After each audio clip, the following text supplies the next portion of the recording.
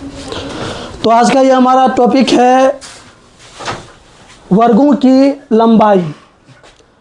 देखते हैं कि वर्गों की लंबाई क्या होता है, इसको कैसे निकाला जाता है। तो इसमें कुछ ज़्यादा फॉर्मूला वगैरह हम लोग को नहीं याद करना है या याद नहीं रखना है, इसको सिंपल ढंग से हम लोग बना लेंगे, ठीक है। इसमें सवाल से ही जो है इसको समझने का प्रयास करते हैं डायरेक्ट, बिना फॉर्मूला याद किए। क्वेश्चन 1 में कहा गया है कि वर्ग अंतरालों, यहाँ पे दिया हुआ है कि वर्ग अंतरालों 2 से 5, 5 से 8, 8 से 11 के वर्गों की लंबाई क्या है। इसमें इस तरह से पूछा गया है कि ये जो वर्ग अंतराल दिया हुआ है इसमें वर्गों की लंबाई क्या है, ठीक है। तो इसमें करना कुछ नहीं है। अगर हमको इसमें निकालना है वर्गों की लंबाई, तो वर्गों की लंबाई कैसे निकालेंगे, तो यहाँ लिख लेंगे पहले वर्गों की लंबाई लिख लेते हैं पहले। इसमें करना कुछ नहीं है, देखना है कि इसमें सब में कितना का अंतराल है। 2 से 5 के बीच में कितना का अंतराल है, 3 का। 5 से 8 में 3 का। 8 से 11 में 3 का, ठीक है। तो इसके वर्गों की लंबाई कितना हो जाएगा, 3 हो जाएगा। उसी तरह से क्वेश्चन नंबर 2 अगर हम देखें और अगर हम बनाए वर्गों की लंबाई निकालें, तो आप देखते हैं इसमें 5 से 10 में कितना का अंतर है,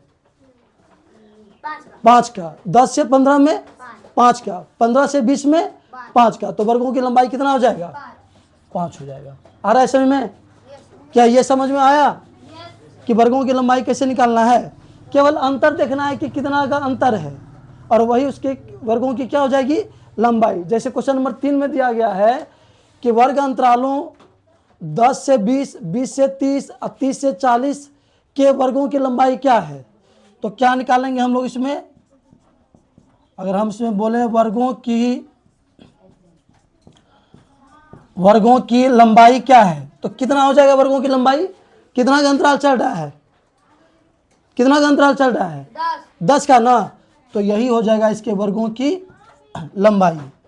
उसी तरह से क्वेश्चन नंबर 4 में भी हम लोग निकाल लेते हैं वर्गों की, अगर हमको निकालना हो लंबाई तो कैसे निकालेंगे।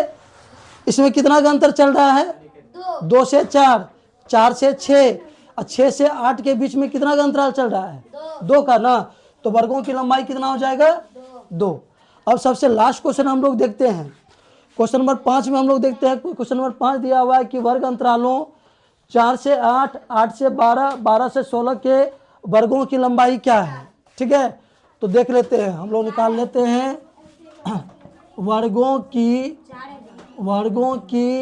अगर हमको निकालने बोले कि वर्गों की लंबाई क्या है, तो कितना का अंतर है इसमें, 4 का अंतर है। तो 4 ही क्या हो जाएगा, इसका वर्गों की लंबाई हो जाएगा, ठीक है। समझ में आ गया ये बात। तो इस तरह से हम लोग क्या करेंगे, इस टॉपिक को आराम से समझ लेंगे। आसान था, केवल देखना था कि इसमें कितना का जो है अंतर है, सभी वर्ग में कितना का अंतर है, वही इसका क्या है, वर्गों की लंबाई है। जैसे 2 से 5, 5 से 8, 8 से 11 में कितना का अंतर है, 3 का। तो वर्गों की लंबाई कितना हो जाएगा, 3।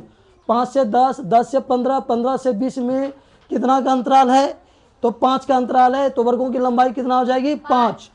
10 से 20, 20 से 30, 30 से 40 में कितना का अंतराल है, 10 का अंतराल है। तो वर्गों की लंबाई कितना हो जाएगा, 10। फिर 2 से 4, 4 से 6, 6 से 8 के बीच कितना का अंतराल चल रहा है, तो 2 का अंतराल चल रहा है, इसलिए वर्गों की लंबाई कितना हो जाएगा, 2 हो जाएगा। उसके बाद 4 से 8, 8 से 12, 12 से 16 में कितना का अंतराल चल रहा है, 4 का अंतराल चल रहा है, इसलिए वर्गों की लंबाई कितना हो जाएगी, 4। तो इस तरह से इस टॉपिक को समझने में कोई तरह का दिक्कत नहीं ना। तो आज के क्लास को हम लोग यहीं पे समाप्त करते हैं, मिलते हैं नेक्स्ट क्लास में।